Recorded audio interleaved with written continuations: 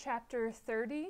This is our World War I chapter, by the way. The War to End War, 1917 to 1918. So if you know you have a whole chapter over just 1 year, there's a lot going down. All right, so the intro of this chapter. We have to remember, of course, Wilson at his heart really loves peace, and he's forced to lead the nation into war. So, kind of in a last-ditch effort, he gives this speech really to the world on January 22nd of 1917. And in this very moving speech, what he calls for is, one, America's right to remain neutral. We have the right to remain neutral, okay? A second thing he calls for is he thinks there needs to be a peace without victory, which means that he wants the war just to end. And he thinks that if there is an official winner and an official loser, that no peace will really last. That yet we might stop fighting, but that peace won't really come unless we have peace without victors. The idea is just let's end the war, call it a draw, and go on with life. And it's very wise because it does. World War I more or less leads us into World War II. Okay, so he gives this speech, and within really I think a week, Germany makes the response to this speech or this call for peace very clear when they declare an unrestricted submarine warfare within the war zone. So now they're saying, we don't care if you're American, we don't care if you're a merchant ship, we don't care if you're a passenger liner. If you go into the war zone, we're going to shoot you down. Okay, not exactly the kumbaya response Wilson might have wanted. So what happens is, in response to this, unrestricted submarine warfare, Wilson draws a line in the sand. First thing he does is he breaks diplomatic relations with the United States, and that's more or less saying we're one step away from war, we're right on the border, we're kind of teeter-tottering on the border. So breaking diplomatic relations, and he says, Germany, if there are any overt actions against American lives, that's it. We're probably going to declare war on you. So threaten Germany, saying, here's the line in the sand. The ball is in your court. If there's any overt actions against American citizens, that means war. Okay, so this brings us into Section A, War by Act of Germany. Okay, so America, even though we're kind of almost on the brink of war, Americans are really, especially in the Midwest, against the war. They want to stay out of it. For example, Wilson wants to pass something in Congress that would allow merchant ships to arm themselves, to protect themselves. And this was too much for some senators to handle. So we actually see Republican congressmen from the Midwest mostly actually filibuster this act that would allow merchant ships to arm because they felt that was too aggressive. All right? So very still isolationists. All right, so let me just keep going. Next into history steps in the Zimmerman Note. The Zimmerman Note was a note that we intercepted, and it was a note written by the German Foreign Secretary, Arthur Zimmerman, to Mexico. And in this note, it proposes a German-Mexican alliance. The idea was that Mexico would go to war along with Germany against America. Germany could use then Mexico as a launching point for attacking the United States. And in repayment for Mexico's help during the war, Germany promised that if they won, they would help Mexico regain the territory lost during during the Spanish-American War. So kind of getting back parts of Texas, Arizona, New Mexico. So this Zimmerman Note was intercepted and then published. So we see Germany, making a deal with Mexico that would allow Germany to attack us. Not cool, Germany. Not cool. Okay. So going on, eventually the overt actions that Wilson, you know, Wilson talked about earlier happened. That didn't make sense. But what happened is there's 4 American merchant ships that are struck down, that are attacked, that are torpedoed by German U-boats. So remember, we had drawn that line in the sand. Well, Germany just stepped over that line. So Wilson, although he doesn't want to, he goes before Congress and asked them to declare war. So he gives this very moving speech, right, again, in front of Congress, and he doesn't have a lot of enthusiasm. He doesn't have a lot of pep. It was very solemn and very sincere, okay? You know, we need to declare war.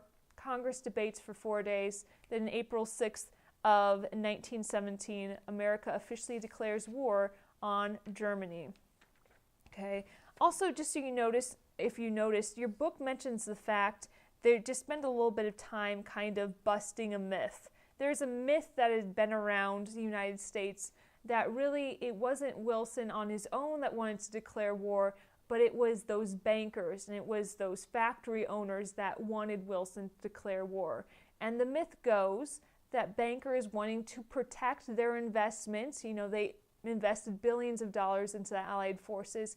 They wanted Wilson to go to war to ensure an Allied victory, so they would ensure to get their money back. But really, the idea here is that is complete bunk. Like, that is not right at all. And especially thinking of the ammunition creators of the world, right? The people involved in factories that produced weapons of war. They hate war because war means increased taxes and increased regulations. And they were more than happy to remain neutral throughout, being able to sell their war goods without these new restrictions, without these new taxes. So just so you know, if you ever hear that myth that it was really the bankers and the industrialists of the world that got Wilson to go into World War I, you know better. Okay.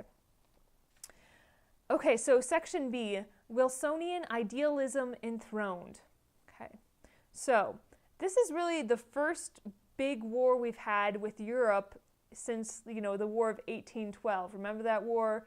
Britain burned down the White House. Yeah, that war. We haven't really gone to war with Europe for a very long time, and Americans were proud to be isolationists.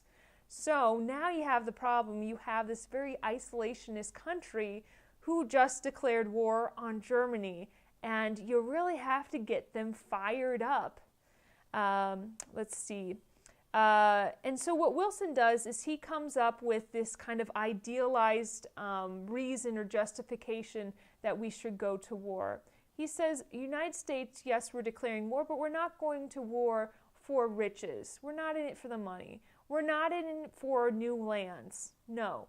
We're in it to keep the world safe or make the world safe for democracy. What a high ideal that we're fighting for.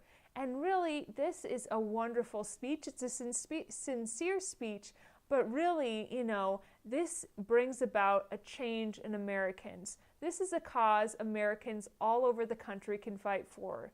We can fight for democracy. Okay?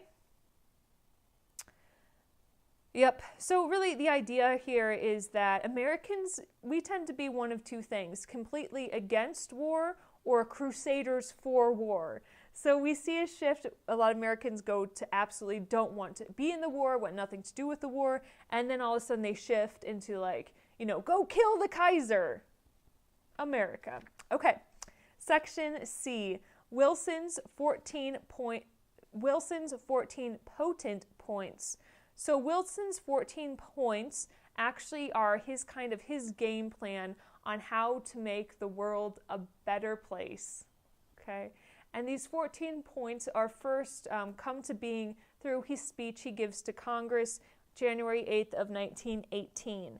And like I said, there's 14 different points or 14 different things he wants to see happen. And this is not just in America, but internationally. You don't need all 14, but you need to know the first 5 and probably number 14 or the very last one.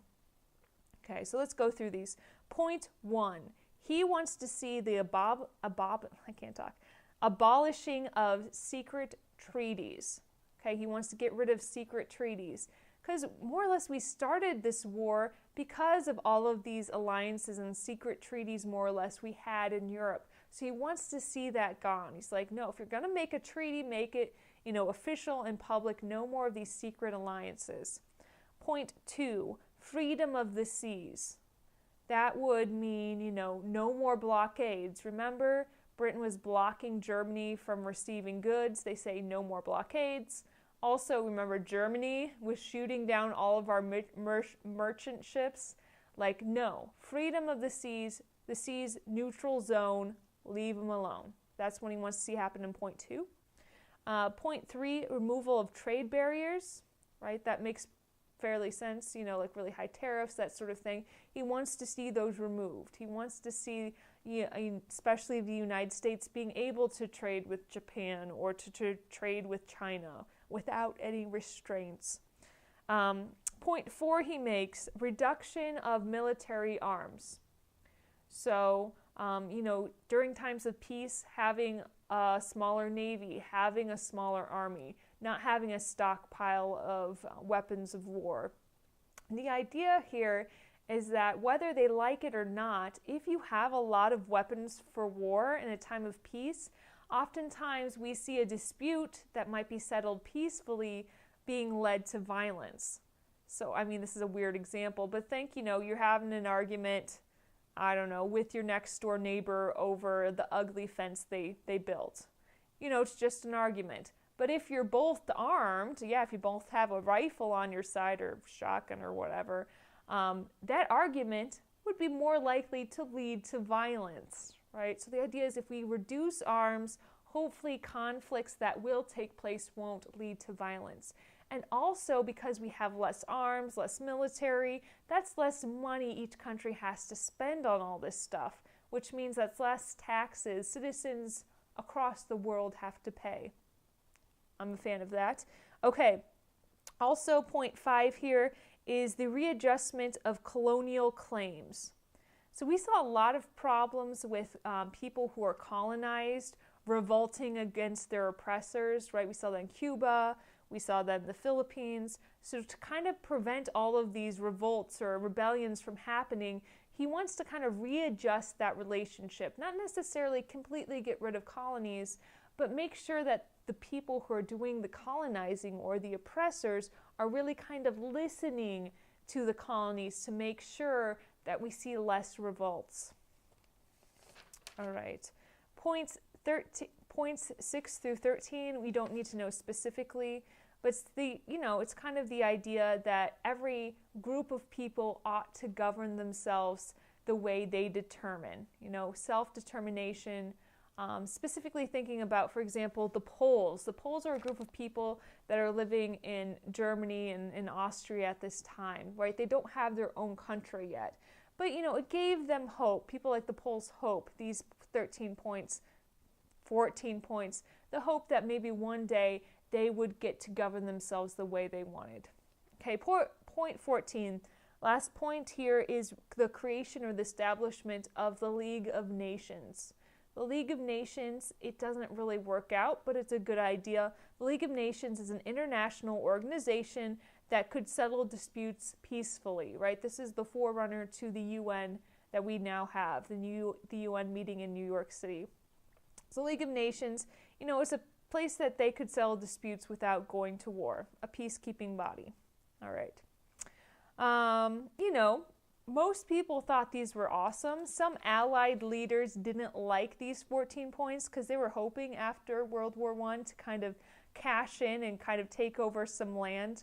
And there were, of course, some Republicans in Congress that didn't like Wilson. They thought he was too high and mighty, that these were too lofty goals. They called him Wilson's 14 Commandments or the 14 Commandments of Almighty God Wilson, that sort of thing. But hey, history really sees these as really positive things. Section D, Creel manipulates minds. Okay, so now that we declared war, we really need to get Americans ready for war, So what is created is something called the Committee on Public Information. And the Committee on Public Information is really a committee that's going to produce a lot of propaganda. The guy who's in charge of this, he's a young journalist by the name of George Creel. Thus the title, Creel Manipulates Minds, right? George Creel, his job was to sell Americans on the war, and for the most part to sell the rest of the world on Wilson's ideas. And he does this through a number of different things, right? Posters, billboards, pamphlets, booklets. They hire a bunch of people, 75,000 people called 4-Minute Men, men that go around the country really propelling forth Wilson's ideas, that sort of thing, giving speeches kind of pro-war, pro-America, pro-Wilson. Okay. Also during this time, apart from the Committee on Public Health, we see, that's not the right revolution, the Committee on Public Information. Committee on Public Information, apart from them, like the movies, we see movies like The Kaiser, The Beast of Berlin, To Hell with the Kaiser. Like these movies are very anti-German movies, pretty pro-war movies. Also, this war is known as Americans' singingest war because there's so many songs that go around, kind of pro-war, anti-German, that sort of thing. Okay. And the idea is this is really very typical of how America mobilizes for war. Other countries pass a lot of formal laws, making sure people stay in line. But in America, it's really more, we want to, arouse your passions for war. We want you to volunteer to help out. And that's really what Creel is doing. This is how we get ready for war in America. Section E, enforcing loyalty and stifling dissent. Dun, dun, dun. Okay, so we're going to talk about the Germans again, the German Americans, right? So we said about 1 in 8 American citizens had at least one parent who were a direct descendant or had just come from Germany. So we see a lot of German Americans at this time. And for the most part, the overwhelming majority of these German immigrants or people who had German ancestry are definitely pro-American. They're pro-helping out for the war. However, that does not prevent people from being fearful of sabotage, being fearful of spies. People just kind of distrusted anything pro-German. So even orchestras wouldn't play German composers. So like Beethoven, not playing him, right? He's German.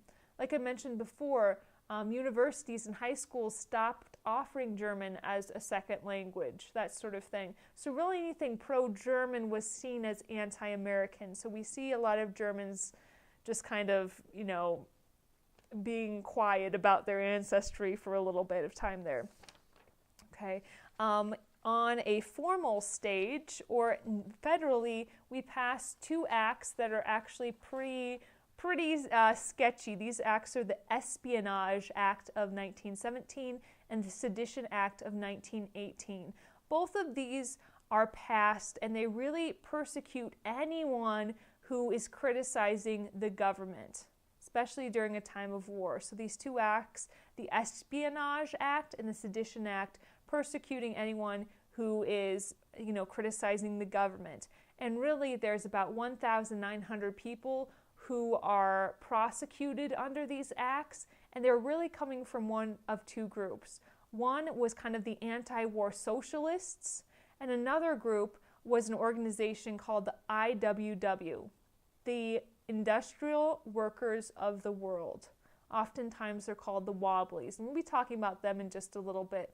So, but where we're talking about this Espionage Act, the Sedition Act, we see very famous people like Eugene V. Debs, right? The guy who's always running for president to be a socialist. He is arrested and convicted under the Espionage Act and sentenced to 10 years in jail. And then we see the leader of that IWW. His name is Big Bill Hayward. He and about 99 of his closest associates are also convicted under these acts. So Americans are sitting here saying, okay, I know we're at war, but doesn't this completely go against the First Amendment? All right, don't we have the freedom of speech? Can't we criticize the government if we want to? Well, this question gets answered in a Supreme Court case. Schenck versus the United States. Schenck, in case you're writing down some notes, it's S-C-H-E-N-C-K. Schenck versus United States. This is a 1919 Supreme Court case, and it upheld the legality of the Espionage Act and the Sedition Act, which was saying that yes, you have free speech, but it can be revoked when speech poses a clear and present danger. So the example of a clear and present danger that's typically given is you cannot go into a crowded movie theater and yell fire when there's no fire, right? Because you are presenting them with a danger. There's probably going to be panic. People are going to be, pulling on each other. People could really be injured. So, just for the example, you can't yell fire in a crowd. That could create a danger. What you're saying is, yes, you have freedom of speech, but it's limited by the fact that your speech cannot present a clear and present danger. Schenck versus United States, 1919. Okay. Section F. The nation's factories go to war. Okay. So, although, our outlook on war is pretty good, we have a good chance, but the victory is not quite ours yet. So we have the task of mobilizing the United States for war. We talked about the Commission of Public Information that really was a propaganda getting people's minds and hearts into the war, but it's quite another thing to get factories ready to go for war. So, and also remember, we had been very isolationist before, so until we actually declared war, there were very few preparations we had made in case of war, but there were some. I'm going to just talk about them here. The Council of National Defense was created, and this council was trying to solve the problems of economic mobilization. We also see the United States really increase our shipbuilding program, and we also beef up our army. Our army at this time was fairly pathetic, right? We're a pretty big nation, but our army ranked 15th in international armies of sorts. We only about 100,000 soldiers. So we started to beef up the army. But the thing is, there were some obstacles that they had to face when we're going to war, when we're trying to mobilize factories. One is Americans had always been a little bit iffy about big government, and if we were going to organize such a big mobilization, government would have to take a leading role, and not everyone liked that. So that was one of the obstacles we had. And also some Democrats complained about, government controlling the economics during the war. We see Wilson create the War Industries Board, which was created March 1918. The War Industries Board, it was led by a stock speculator. Why not? He probably knows what's going on. His name is Bernard Baruch. And Bernard Baruch heading the War Industry Board, really, he didn't have a lot of power, but the idea is it's the federal government taking a control or taking lead in the economics during a time of crisis. So while, there wasn't actually a lot of power to be had, this was just the idea that the government's taking control of the economy during a war. That's a big step, forward, you could say, for the United States. And it really sets kind of the template for what we do in World War II. A lot of times in World War II, we'll kind of look over our shoulder and say, hey, what did we do in World War I about the economics anyway? That sort of thing. Okay, Section G, workers in wartime. Okay, so, this is a time of fervor, yay, America, and a part of the war was the factories, the laborers, laborers win the war, laborers can win the war. And also the United States set up a program of work or fight. So any male who was not employed at this time, just kind of unemployed, whatever, could be sent to fight overseas. So if you are a striker and you go on strike, you are now unemployed. And we could that's not the word, draft you to go fight. So that really put a hamper on anyone who's thinking about striking. But we really see two different responses from the labor unions. One was positive, right? The AFL, Sam Gompers, right? The AFL was completely pro-war. Like, they were on board. They were going to help American out. They were for the war cause, the AFL. On the flip side, we're going to talk about our friends, the Wobblies, right? The IWW, the International Workers of the World. They often went on strike. A lot of people made fun of them, and they said the IWW actually stands for I won't work.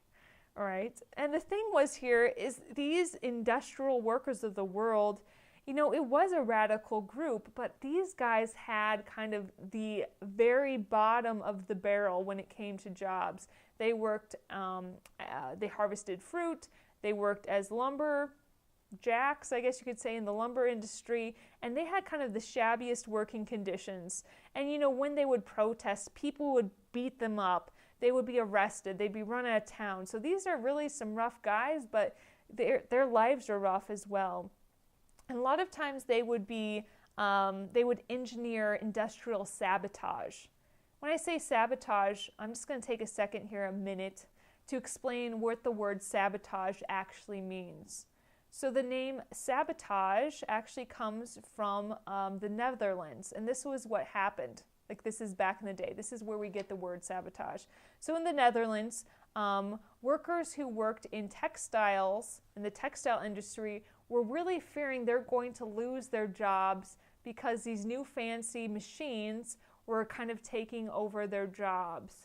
So what they would do is the workers would throw their wooden shoes into the gears of these textile machines, breaking them on purpose, right? And this was called sabotage. They're sabotaging the industry. And the word sabotage actually comes from the Dutch word for shoe, sabot, sabotage. Now you know. So the IWW did a lot of industrial sabotage. Not necessarily breaking the machines, but yeah, they might break machines. They might work really slowly. They might go on strike, that sort of thing. Okay. Yes. So we really see kind of two responses. The AFL supported the war. IWW definitely not really supporting the war at all. But the loyalty paid off for the AFL. Their membership doubles during the war. They get about 3 million people join the AFL. And also we see in general wages for workers during the war go up about 20%, which they really, really like. Okay. But, you know, although this is a time of war, we do see a lot of strikes. Because what's happening is while the wage is increasing about 20%, inflation is getting out of control. So actually the cost of goods is doubling, which means it's going up by 100%. But wages are only going up that 20%. That equals a lot of unhappy workers. So we actually see this is a time of strikes. We see about 6,000 strikes between 1914 and 1920. And we'll be talking about really the biggest one. The biggest one pretty much ever up to this point happened in 1919. And about 250,000 or 250,000 steel workers went on strike. And what they demanded was this. They really, really wanted to have their unions recognized by the powers to be. They wanted some recognition, right? They wanted to, you know, bargain collectively. That's what they really, really wanted. But the people who owned the steel industries were like, no, we're not going to give you that. And what they do is they hire about 30,000 African American strike breakers to break up the strike. And yes, the strike is broken. This is a disaster for labor in general. It really sets back the labor movement about a decade, about 10 years. Okay, something I should mention that I totally forgot to mention before is something still in this section, Section D, called the National War Labor Board. This was set up by the federal government. It was led actually by former President Taft. This was set up to try to settle labor disputes without strikes. Because, right, during a war, we don't want strikes. We want to be producing as efficiently as possible. So they set up this National War Labor Board to settle disputes, hopefully without strikes. I forgot to mention that. My bad. And really what this board does is they really urge employees to treat their employees well. They say, just give them the 8-hour workday, you know, just give them higher wages. So that was kind of their role. They really tried to be nice to the laborers so they wouldn't strike. All right. Anyway, all right, back to the steel strike, right? The steel strike is broken when 30,000 African Americans start working as strike breakers. And just to know something, why not, just to mention, this is kind of called the first Great Migration. During World War I, we see a migration of a lot of African American workers up north to take these, you know, war industry jobs. So this is the first time, really, since right after the Civil War that we see a lot of African Americans migrating to the north. And they're going into the big cities that have jobs, that sort of thing.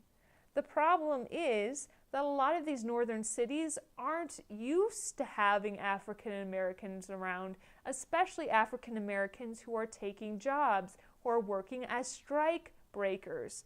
And because of this new racial tension, we see a number of race riots in these big cities in the north. For example, in East St. Louis in East St. Louis, Missouri in July of 1917, we see a big race riot where 9 whites are killed and 40 blacks are killed.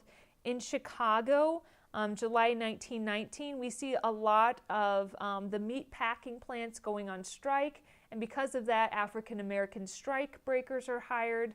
The white workers aren't very happy, and it really sparks this 2 weeks just out of control race riot, which in effect kills 15 whites and 23 blacks. All right, that is enough for this video.